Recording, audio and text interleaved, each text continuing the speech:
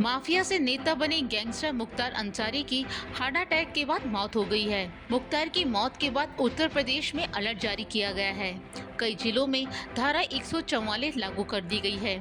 इसके साथ ही दशकों तक माफिया चलाने वाले मुख्तार अंसारी भी अतीत हो गया है।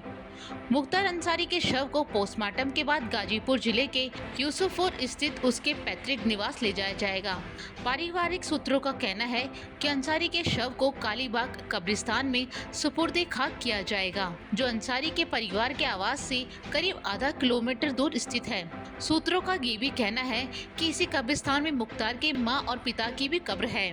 मुख्तार के खिलाफ 65 केस दर्ज हैं। इनमें हत्या के प्रयास, अपहरण, धोखाधड़ी, goonda act, arms act, gangster act, CL act के लेकर एनएसए तक शामिल हैं। इनमें से उसे 8 मामलों में सजा हो चुकी थी।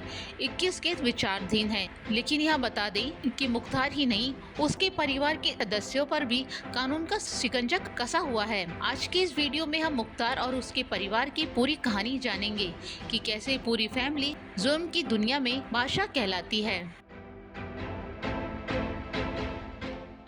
उत्तर प्रदेश के हिस्से में कभी माफिया मुख्तार अंसारी की तूती बोलती थी। गाजीपुर, मऊ, वाराणसी समेत कई जिलों में उसका असर होता था। मुख्तार अंसारी के परिवार का गाजीपुर में दबदबा रहा है। उसका भाई अफजाल अंसारी भी सांसद बना, लेकिन बीते साल 15 अप्रैल को पूर्व सांसद और माफिया अतीक अहमद और उसके भाई अशरफ की प्रयागराज में गोली मारकर हत्या कर दी गई थी। ये हत्या सरेआम मीडिया के कैमरों के सामने हुई थी और दर्जनों पुलिस वालों की सुरक्षा में तब हुई जब दोनों माफिया भाइयों को मेडिकल के लिए ले जाया गया था। अतीक अहमद की सरेआम हत्या हुई थी, लेकिन मुख्तार अंसारी की मौत को लेकर भी सवाल उठ रहे हैं। परिवार का कहना है कि उसे धीमा जहर दिया गया था।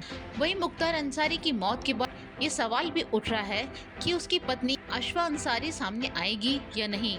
यूपी पुलिस के सामने अफसा अंसारी की गिरफ्तारी चुनौती बनी हुई है, क्योंकि अफसा पर भी कुल 11 केस दर्ज हैं।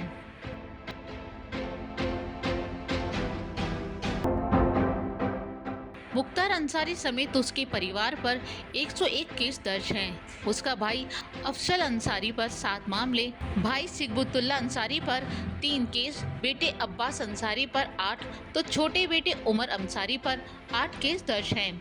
मुख्तार अंसारी की बहू निखत पर भी एक मुकदमा दर्ज है। वहीं मुख्तार की पत्नी अफसा पर गाजीपुर कोतवाल, मोहम्मदाबाद कोतवाली, नंदगंज, मऊ और लखनऊ में भी कई आपराधिक मामले दर्ज हैं। अफसा पर गजल होटल लैंड डील के अलावा नंदगंज में सरकारी जमीन को कब्जा करने का आरोप है। पुलिस रिकॉर्ड में अफजल अंसारी IS 191 गैंग के सदस्य के तौर पर चिन्हित है।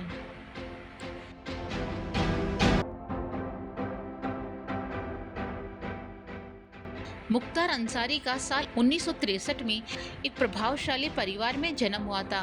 उसने बहुत ही छोटी उम्र में अपराध की दुनिया में कदम रख लिया था और खुद का गिरोह खड़ा किया था। ये बात साल 1978 की है। तब अंसारी सिर्फ 15 साल का था। कानून के साथ उसका पहला सामना तब हुआ जब उस पर गाजीपुर के सैदपुरा थाने में आपराधिक धमकी की FIR दर्ज करवाई गई। उसने सरकारी ठेकों पर कब्जा जमाना शुरू कर दिया। कुछ समय में ही माफिया के रूप में उसने पहचान बना ली।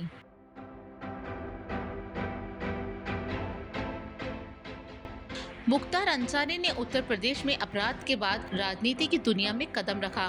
उसका बढ़ता आपराधिक ग्राफ राजनीति में एंट्री पाने में बाधा नहीं बन पाया।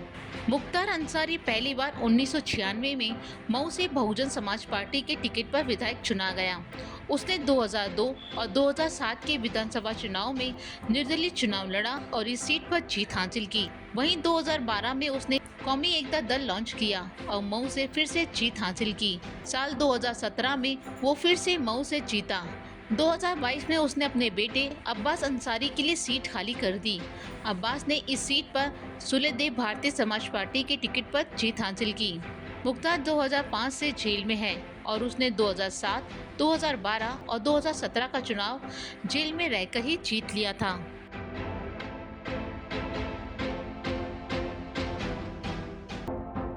मुख्तार को हाल ही में 37 साल पुराने केस में सजा सुनाई गई थी। उसे फर्जी तरीके से हथियार का लाइसेंस हासिल करने में दोषी पाया गया था। इस केस में MP MLA कोर्ट ने अंसारी को आजीवन कारावास और 2,02,000 रुपए के जुर्माने की सजा सुनाई थी।